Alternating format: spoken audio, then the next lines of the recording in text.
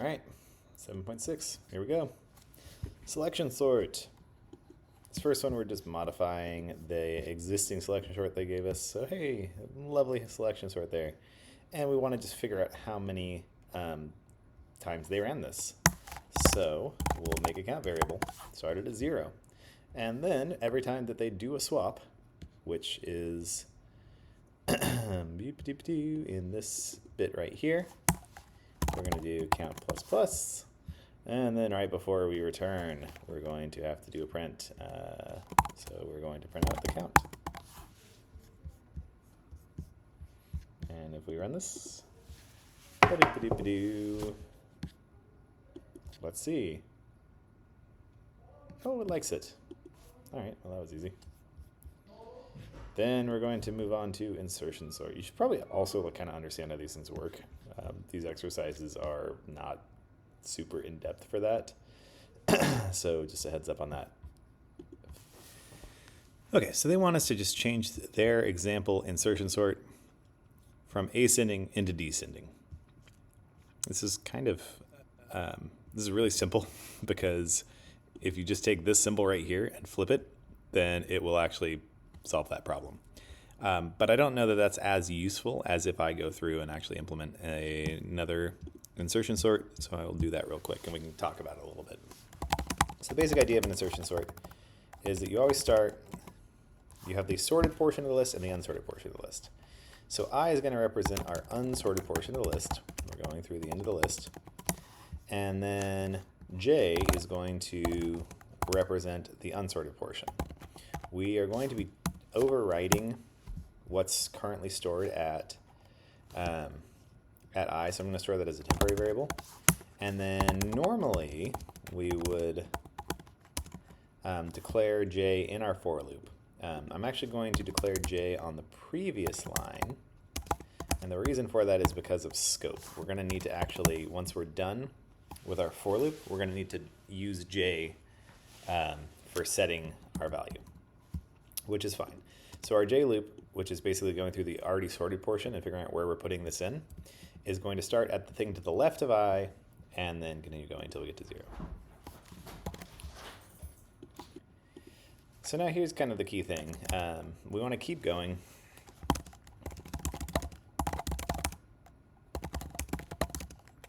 If we haven't found the right spot, push to the right. And I'm using right in both senses there. If we found the correct spot, push to the right. To make it ascending, use the greater than instead. I'm sorry, it should be less than, because we're looking basically, we're trying to see if we want to flip it or not. So you could do this in the other sense as well. So we're going to look at the jth element. And if the jth element is greater than our temp, and we're trying to do descending order, sorry, this would be less than with the way I've written this. So if we're trying to figure out how far we need to slide this thing. So if our temp value, the thing that we're trying to insert, is less than the current element that we're looking at in the sorted portion, then we have to slide the sorted portion to the right by doing a reassignment here. And then we'll have an else. The else is very straightforward. We just break once we found, basically once this is no longer true, then that means we have the place that we want to insert it. We're going to break out, and then down here we're going to insert into the sorted portion, the array at position J, which starts at I minus 1 and goes all the way down to 0. We will put in our temp. Sorry, this should be J plus 1. One way to keep this straight is that if your ith value is already in the right spot, then this will immediately break out, and this will just leave it where it is, basically. Otherwise, it puts it into the correct spot. Is that correct? No, this should be.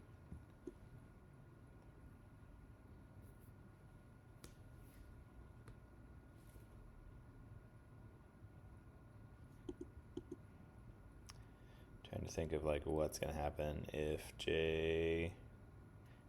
Yeah, because if we never find it, J will end at -1, and therefore this will put it at 0, meaning it's like the biggest thing. So let's go ahead and run that. See how we do. And there we go, it's sorted. So that is the insertion sort. We got just a couple things left. First up, there is a speed comparison. So we're going to run this and look at the speed values that you see. These numbers will change, so if you run it on your computer, you'll probably get different values depending on the time of day you run it, your internet connection, etc., etc. So we can see here that the selection is faster for a reversed array, whereas insertion is faster for a almost sorted array due to the nature of the beast. It wants us to change the size of our arrays in that example to 10. So originally these are both 100.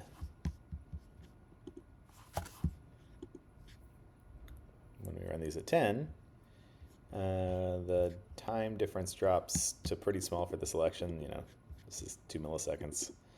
It's still a pretty sizable difference. Wait, oh, I didn't make this smaller. That's why. Gotta shrink those as well. So if I run this again, you can see the time difference is a lot smaller, which makes sense because these are shorter lists. Okay. By making the array smaller, the run times are a lot closer between the two sorting algorithms. This is because the less efficient algorithm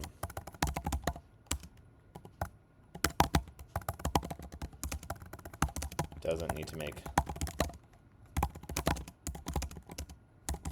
extra computations, or they call it execution counts, same idea.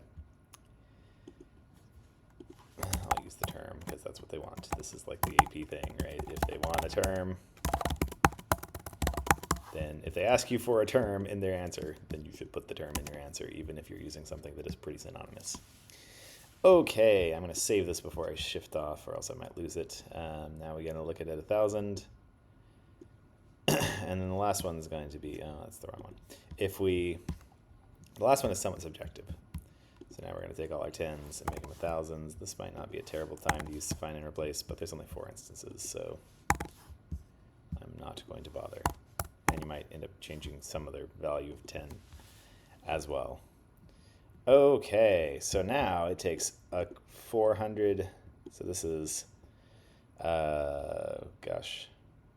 microseconds. So this is 4 millisecond difference. I think I misspoke earlier about my timing because nanoseconds are billionths of a second. This is hard to look at. Where's the time comparison? Or is it at the very bottom? You know, it's kind of annoying that they actually print these out. Okay, they're big numbers, shockingly. So this is 3, so that's 26 milliseconds by my estimation. So it makes a big difference, basically. Interestingly, the insertion sort is now faster with these bigger arrays. So I think the insertion sort is actually faster on both of these. So this is pretty variable, just as a note.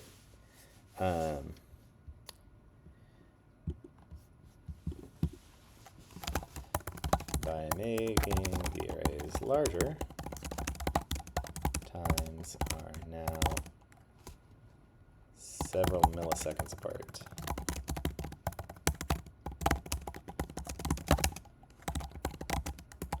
And the insertion sort is now faster in both cases.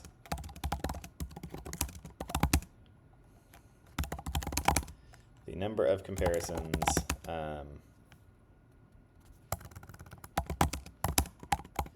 aka the execution counts,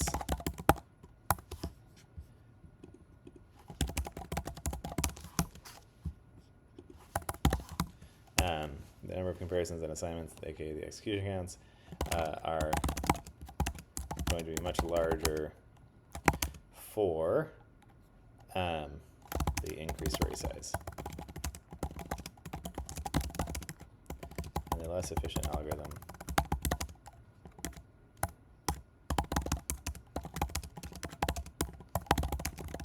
It is interesting that the which one was more efficient is flipped, but some of that could be due to variability.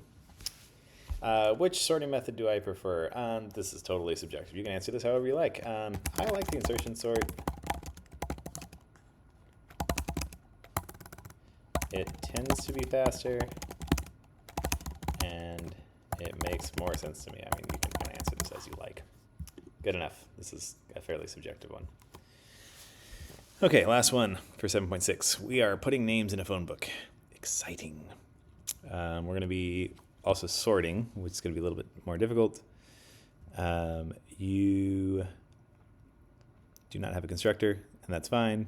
We're going to be able to add contacts. If we look at our phone book class, we're going to need to implement all three methods. So let's go ahead and just do the, and as it says, we don't need a constructor for this because we already have an empty array list. So that's fine. We're going to add contact. It's going to take a contact. Call it person. You can call it whatever you like. So this just adds it to the list of contacts and then calls sort, which is, I guess, a fine way to do it. So then we would just do contacts.add person. If we only give one parameter, it adds it to the end. And then we're going to call contacts.sort on this method here. Oh, I didn't specify a return type. It's a void method because we're not returning anything. Okay, next up we need a sort method. Public, it's also void. And we're going to call it sort. Okay, and now we got to do compare to. They don't actually tell us whether to do an insertion sort or a merge sort, or not a merge sort, we haven't talked about that yet, or a selection sort. We're going to do insertion sort. You could do the other one. Oh, well, it gives us this little piece of hey, think about this.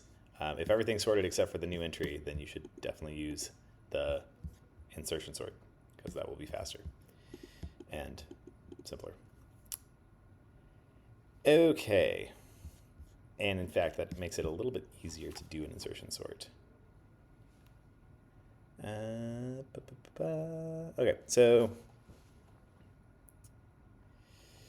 gives us this note about compare to as well. And then there's print phone book. I'm going to just go ahead and skip to print phone book because that one's really straightforward. Print the phone book. It's a void method as well. And then we're going to do our system out. Put something else on the clipboard. System.out.println is the key thing we need to do to print. And what are we printing, you ask? We need to go through our list of contacts. I'm going to use enhanced for loop because we're not changing anything. And we're going to print out the person. I don't think there's much to it. I assume contact has a toString. It does not. Oh, we just need to print out the names. So we're going to call getName. Easy enough. Person.getName on that person. Okay. That was the sum total of print phone book. So back to sort, the kind of the real part of this one. So if we want to do a full insertion sort, we need to go through and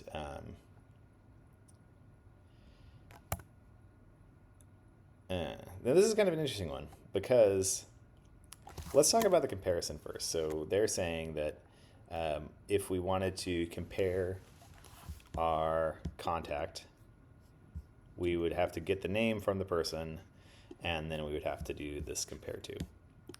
Now, because they bring up a good point here, that you are going to already be, we're sorting this every time. So I'm not sure. We're going to do this the lazy way, which is just like only put in the last element and sort, assuming everything else is sorted, and then see if that is good enough for them or if they want us to actually do a full insertion sort. So first, let's just do the last element. Contact last gets, and then we want to grab from our list of contacts, we're going to get, and to get the final element that was just added, we would do contacts.size -1, remember, to get the final element. And now we're just going to go through our list and figure out where to insert this. And because we have, because we're inserting, we need a full for loop. We cannot do a shorter one, but that's fine. So we're going to use contacts.size again, but we're going to do -1, I++. So then, because these are already sorted, we just need to see if it is time to put it in. This is alphabetizing them. Okay, so I'm going to do a little bit extra here. So I'm going to say, actually, well, no, I think this is fine. Contact current gets contacts.getI. So then we'd say if current.getName is going to return a string, and we're going to compare that to, and the thing we compare it to is our last.getName. I didn't need to make this local variable, but it just makes it a little bit more readable when I'm doing this. Okay, so compare to returns a value. So specifically, if it's negative, that means that the string is alphabetically higher. So I got to think about which order I want to do this in. If we're trying to put this in alphabetically, so as I start at the start of the list, and then whenever I find one where it is alphabetically lower, then that's where we want to insert it. So if this is greater than 0, if I did this right, then we want to just add it into the list. And turns out that's pretty easy to do. We're going to do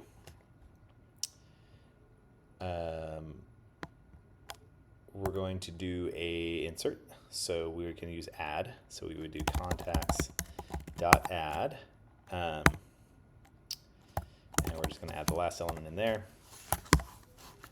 And then we also need to remove it, or else we'll have a duplication. Oh, and we need to do insert this at a position. Specifically, that index is I. And then we need to also remove last from our list. So we'll do contacts.remove at the position of contacts.size -1. And finally, we're going to break out of this loop because we found it. Notice that if we don't find it, then, and we get to the last element, then it's just going to leave it where it was. So I think that should do it. Let's see if that works. Doesn't like contacts.sort, and that is because I am calling a method of the phonebook class, not a method of the contact class. That looks pretty alphabetical. Let's run it, check it. There you go. Testing even more contacts. Great. Okay, so this is a slightly lazy version of the insertion sort because I'm not going through and sorting the entire list. Rather, I'm assuming everything is already inserted except for the last one we added. And so therefore, I only have to find where that one goes in. If I wanted to, I could actually go through and resort the whole list every time, but that's also less efficient. So hopefully this was useful for kind of getting a sense of how the insertion sort and selection sort work.